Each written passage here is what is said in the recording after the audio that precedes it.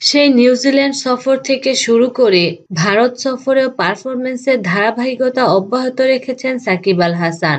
সব মিলে সদ্য সমাপ্ত এই গোটা টেস্ট ম্যাচেই আলোচনায় ছিলেন সাকিব। তাই তার প্রশংসা করতে ভুলেননি টাইগার দলের টেস্ট অধিপতি মুশফিকুর রহিমও। এ প্রসঙ্গে মুশফিক বলেন, আমরা চাই সাকিব এমন বোলিং করবে যাতে করে একটা ব্রেক থ্রু এনে দিতে পারে।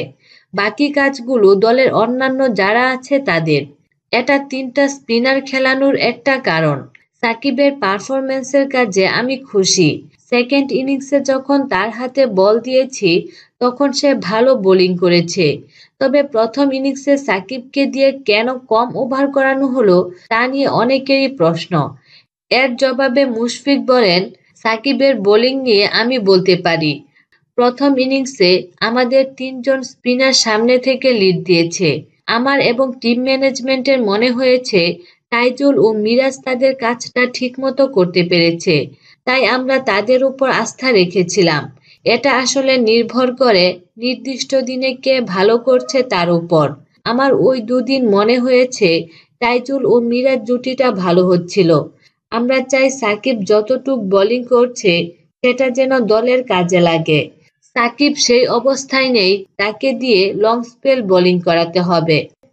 ব্যাটিং নিয়ে খুব একটা হতাশা আছে সমর্থকদের মাঝে। মুশফিক বললেন ভিন্ন কথা।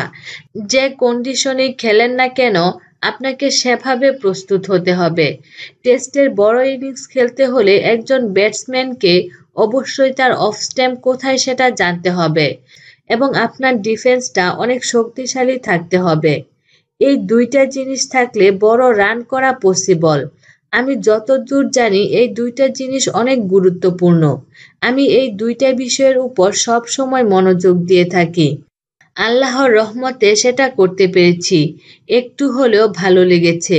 খেলাধুলা ও বিনোদন জগতের নিত্য নতুন খবরাখবর জানতে আমাদের চ্যানেলটিতে সাবস্ক্রাইব করার জন্য আপনাকে আন্তরিক ধন্যবাদ। Audio